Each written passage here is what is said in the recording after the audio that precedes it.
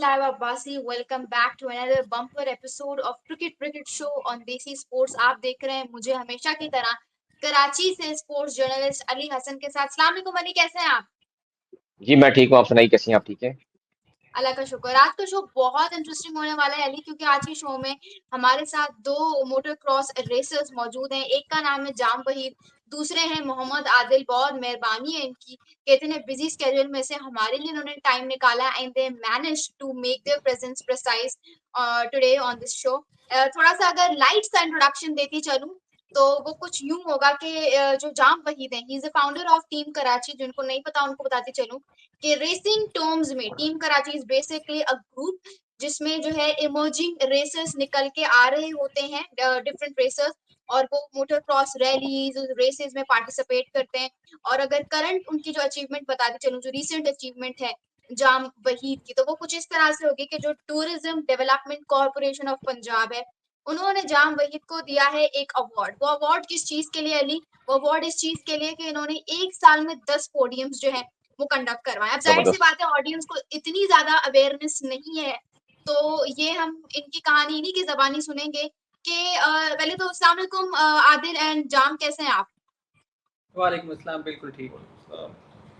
I hope you all are doing very very good with your health. बहुत ज्यादा शुक्रिया कि आप लोग आज हमारे शो में आए। सबसे पहले तो मुझे आदिल या जाम कोई भी आंसर करना चाहे बता सकता है कि ये पोडियम क्या चीज है, अगर आप थोड़ा सा ऑडियंस को क्लियर वर्ड्स में बता दें। जी देखें, अगर किसी भी कंपटीशन में, मैं रेस के नहीं कंपटीशन की बात कर लें बेशक आप, तो कंपटीशन में जब पार्टिसिपेंट्स हिस्सा लेते हैं वो 5 से 10 15 20 जितने भी हों, तो फर्स्ट 3 जो होते हैं ना पोजीशन होल्डर्स, तो उसको पोडियम होल्डर कहलाया जाता है। अच्छा, तो ये आपने कंडक्ट करवाया? जी हमने मतलब कंडक्ट करवाना मतलब कि ये है कि हमने उनको अचीव किया है। इवेंट्स फर्स्ट करवाए, सेकंड थर्ड राइट? पोजीशन वालों को, जी फर्स्ट सेकंड थर्ड पोजीशन वालों को पोडियम होल्डर कहा जाता है। तो इन रेसेस सही में सही, जो मैंने अंडरस्टूड अंडरस्टूड। बिल्कुल।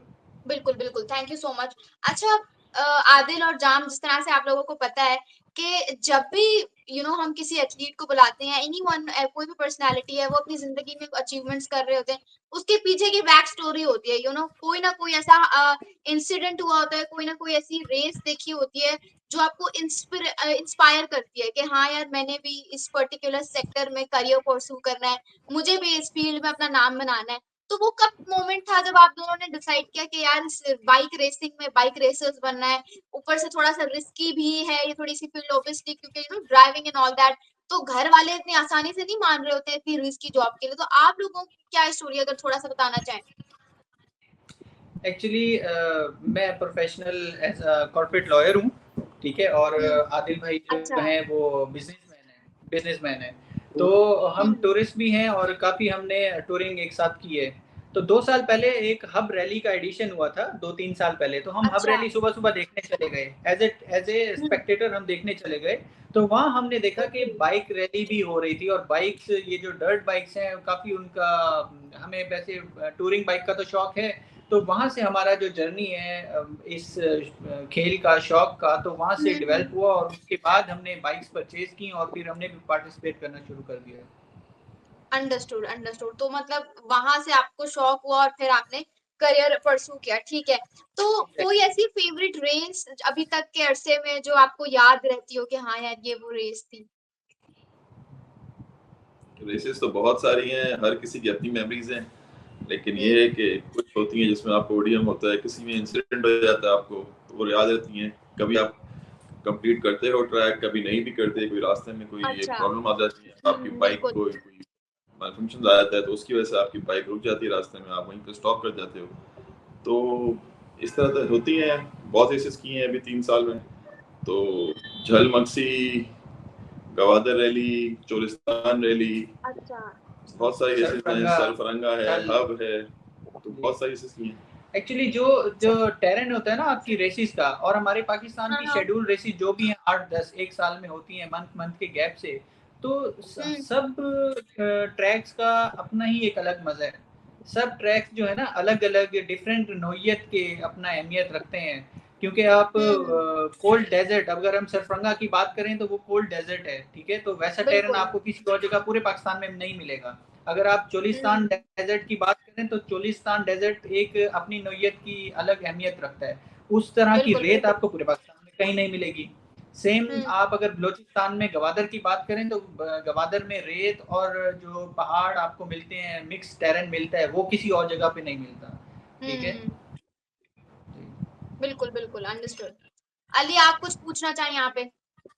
अच्छा देखिए आदिल भाई, आपसे और जाम साहब, आप दोनों से एक गुफ्तगू करेंगे। देखिए मोटो क्रॉस रेस जो है बेसिकली एक्सट्रीम स्पोर्ट्स में आती है, दुनिया भर में बड़ी बड़ी चैंपियनशिप होती है। तो मैं ये पूछना चाहूंगा कि कहाँ पे आप लोगों को ऐसा लगता है कि वाकई में हम गलत जगह पे आ गए? कभी दिल में आया हो कि यार ये तो बड़े रिस्क फैक्टर है, तेजी से दौड़ाते हुए जाना है, देखना नहीं है कि बस आगे बढ़ते चले जाओ। ट्रैक्स में अपना शार्प कटिंग्स भी होती होंगी, कुछ जंप्स भी आती होंगी, फिर सहरा भी होगा, कहीं पथरीली जमीन भी होगी, समटाइम जैसे डर्ट का नाम आ रहा था, कीचड़ भी मिलती होगी, फॉरेस्ट साइड पे भी होते हैं, जैसे दुनिया भर में दिखाई देता है ट्रैक्स। आप लोगों को कैसा एक्सपीरियंस रहा कि ऐसा लगा कि यार वाकई में इस दफा जान पक्की पक्की गई?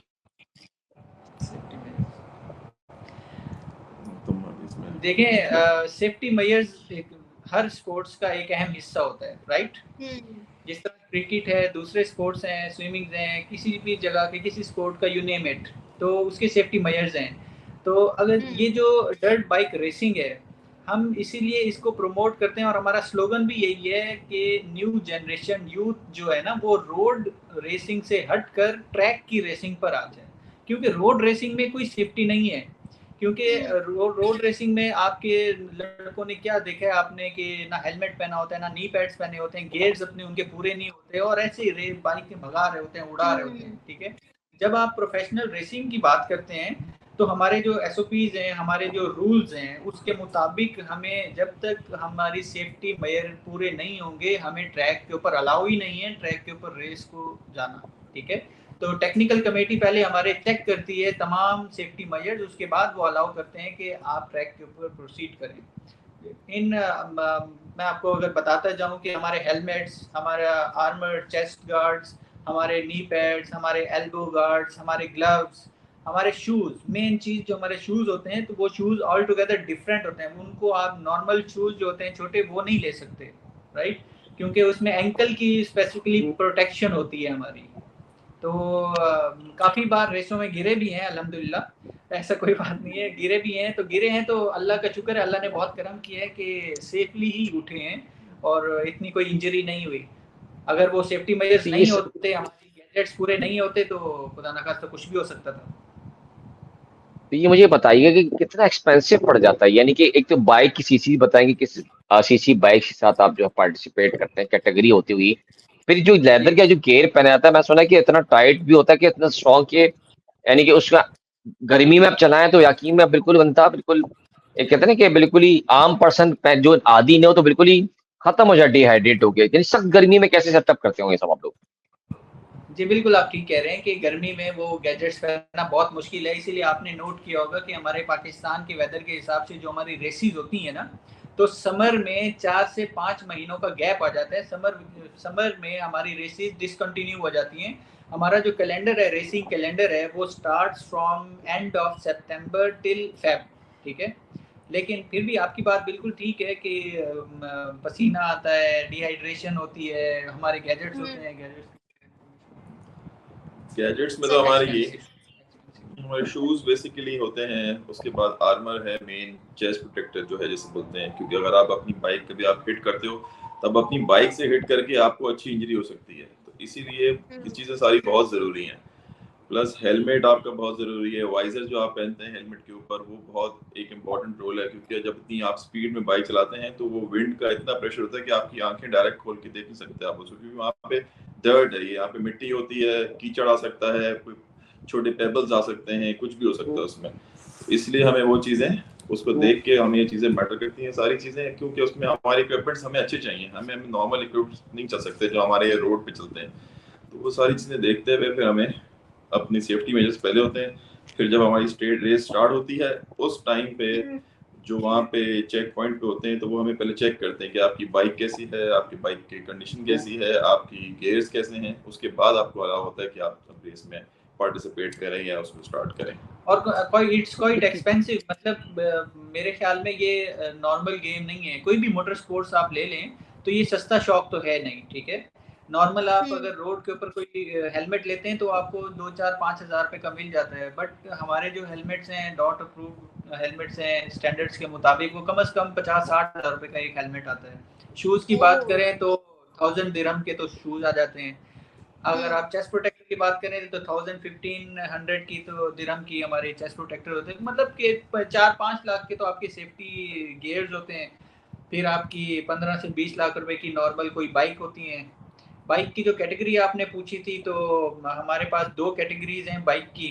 पहले पार्टिसिपेंट्स कम थे तो एक ही कैटेगरी थी पाकिस्तान में, उसमें सब छोटी से बड़ी सारी बाइक चल रही होती थी। तो उसके बाद जब पार्टिसिपेशन इंक्रीज हुई, अवेयरनेस आई लोगों को, रोड रेसिंग से हट के वो ट्रैक रेसिंग के ऊपर आ गए, तो अब हमारी 2 कैटेगरीज हैं। एक को हम एमेच्योर क्लास कहते हैं और जो बिगिनिंग क्लास होती है जो 200 सीसी से लेके 400 सीसी तक है, और सेकंड क्लास जो है वो हमारी 450 सीसी से लेके ऑनवर्ड्स 650 750 डर्ट बाइक्स कोई भी लेके आ सकता है। अंडरस्टूड। बाइक और को चलाने के लिए जो गियर आप लोग इस्तेमाल करते हैं, यूनिफॉर्म, ड्रेसिंग, आप लोगों ने मेंशन कि इतनी ज्यादा इंपॉर्टेंट होती है। Other than that it's also very expensive, जिस तरह से आप लोगों ने मेंशन किया, काफी ज्यादा खर्चा लगता है इसमें। तो अभी जो करंट स्टेट है, क्या आप उसके साथ खुश हैं, या would you like to request government, आप गवर्नमेंट से कोई दरख्वास्त करना चाहेंगे कि आपको उनकी तरफ से भी किसी की तरह की सपोर्ट की जरूरत है, obviously because it's quite expensive. और जिस तरह से आप आगे जाके, आपने तो अब एक प्रॉपर टीम भी बना ली है, टीम कराची, जिसमें इमर्जिंग रेसर्स भी आ रहे हैं, तो हर किसी को उस पर्टिकुलर चीज के लिए तैयार करना, क्या वो घर से ही मतलब मेंटली प्रिपेयर होके आता है कि नहीं, हमें हम्बल बैकग्राउंड से नहीं आना, या फिर गवर्नमेंट के ऊपर कुछ आप लोग चाहते हैं कि हो के उनको पता होना चाहिए कि यार हमारे मुल्क में स्पोर्ट्स की कैटेगरी में एक ये कैटेगरी भी आती है और हमें इसको भी एक प्रॉपर हिस्सा देना है इसकी रवानगी के लिए, ताकि ये टूर्नामेंट चलता रहे। जी, गवर्नमेंट की तरफ से जो एक है ना कि जिस तरह अफगानिस्तान की बात करें, हमारे करीबी ममालिक जो हैं, इंडिया की बात कर रहे हैं और ईरान की बात करें, तो वहाँ पे मोटर स्पोर्ट्स की फेडरेशंस बनी हुई हैं, ठीक है, जहाँ पे गवर्नमेंट लेवल पे स्पोर्ट्स पर्सन्स को फैसिलिटेट किया जाता है। बट पाकिस्तान में अभी तक कोई फेडरेशन मोटर स्पोर्ट्स के हवाले से नहीं है। माशाल्लाह से सुनने में आया है कि जो हमारे नादिर मक्सी साहब हैं, साहिबजादा सुल्तान है, जैन है, बहुत से और भी बड़े बड़े सीनियर जीप वाले रेसर्स हैं, तो वो मिल के एडवांस स्टेज के ऊपर है, फेडरेशन के ऊपर बहुत फास्ट काम हो रहे हैं और 80-90% काम ऑलमोस्ट हो चुका है फेडरेशन बनने का। इंशाल्लाह जब फेडरेशन आ जाएगी तो उसके बाद स्पॉन्सर्स भी आएंगे, गवर्नमेंट्स भी कुछ उसमें अपना इनपुट देगी, स्पॉन्सर्स भी आएंगे। हम तो हर मैसेज में स्पॉन्सर्स को ये कहते हैं कि आप आएँ, अपना ब्रांडिंग करें, स्पॉन्सर करें टीम्स को, व्हाटएवर वो स्पॉन्सरशिप वो कम भी हो सकती है, ज़्यादा भी हो सकती है। जी, जिस तरह हमने लास्ट ईयर हमारा जी लास्ट ईयर 2023 में हमारे स्पॉन्सर रहे हैं तमाम रैलीज के टीपीएल ग्रुप, ठीक है, तो TPL insurance was our sponsor. तो इसी तरह सिर्फ हमारा नहीं, हम कोशिश करते हैं कि सब रेसर्स को कोई ना कोई छोटा या बड़ा स्पॉन्सर मिले, ताकि वो आए अच्छे बाइक्स के साथ, अच्छे गैजेट्स के साथ ट्रैक पर आए और अपना शौक भी पूरा करें। जी बिल्कुल बिल्कुल, स्पोर्ट्स तो स्पॉन्सरशिप के बगैर इनकम्प्लीट है। अच्छा, मैं सवाल मैं ये करना चाहूंगा कि चले हम अज्यूम कर लेते हैं कि भाई आदिल भाई और आप दोनों जो है ट्रैक पे मौजूद है, अब रेस शुरू होने जा रही है।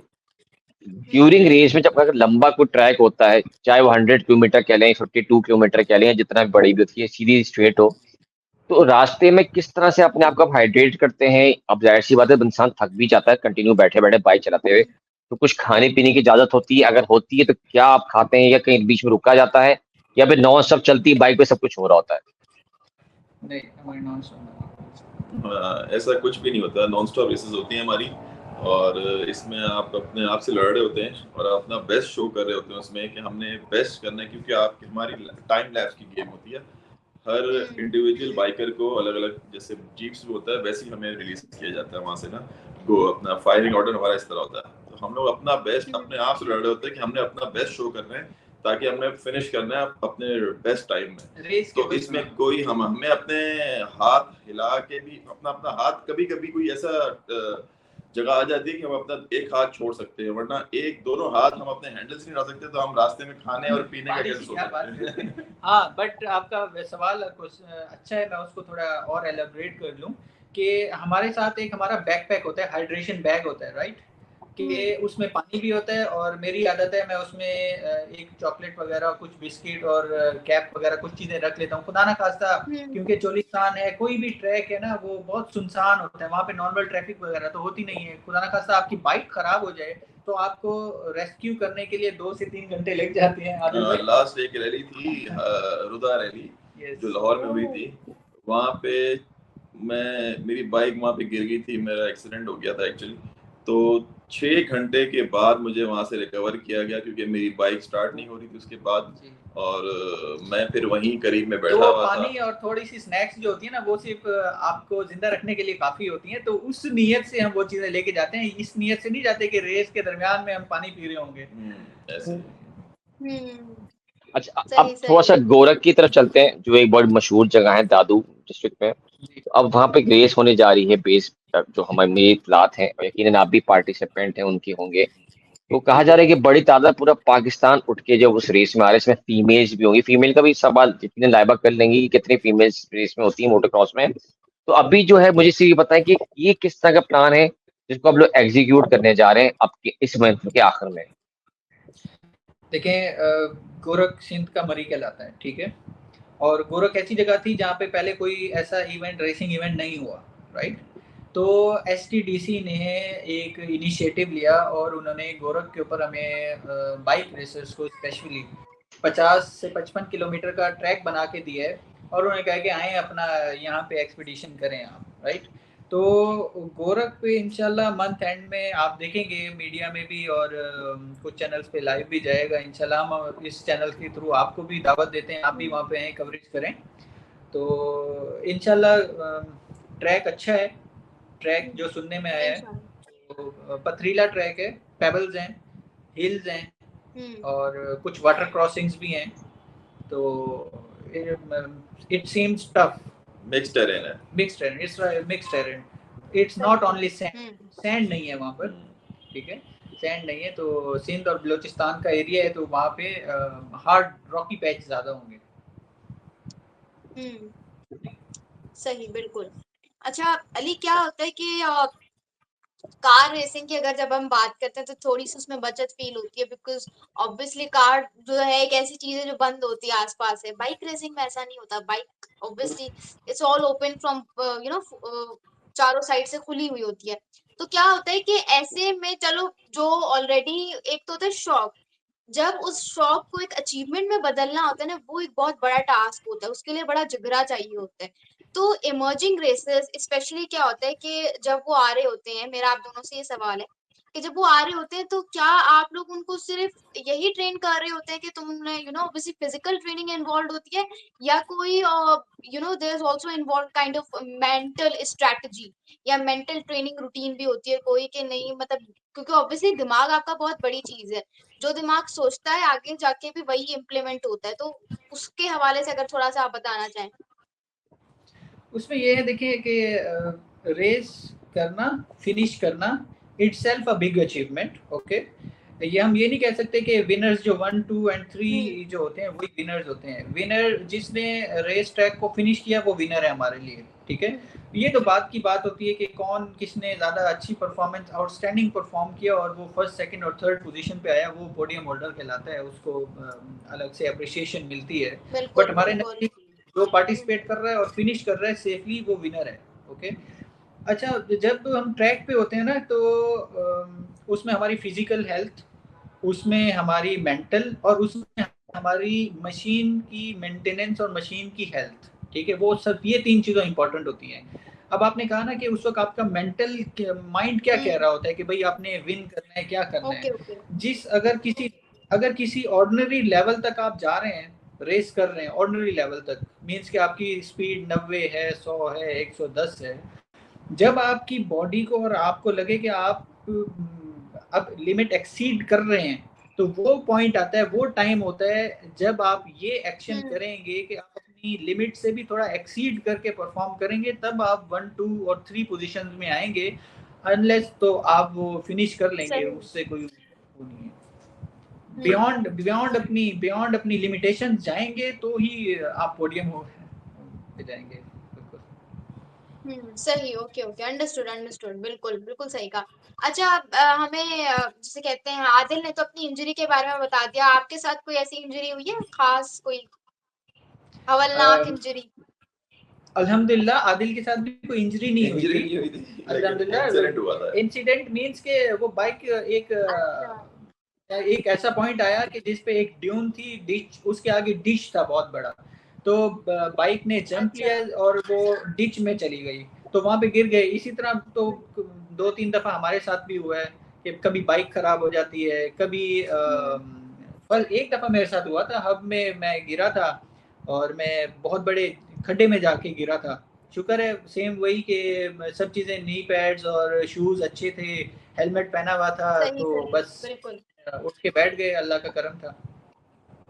अच्छा, एक सवाल मैं करना चाहूंगा कि जैसे ऑफ रोड जीप रैली होती है, सबके साथ नेविगेटर्स होते हैं, तो आप लोग कैसे तो वो नेविगेट आपकी करते हैं? सबसे कोई हाथ में कोई चैलेंजिंग रेस थी? क्या चीज होती है आपके साथ?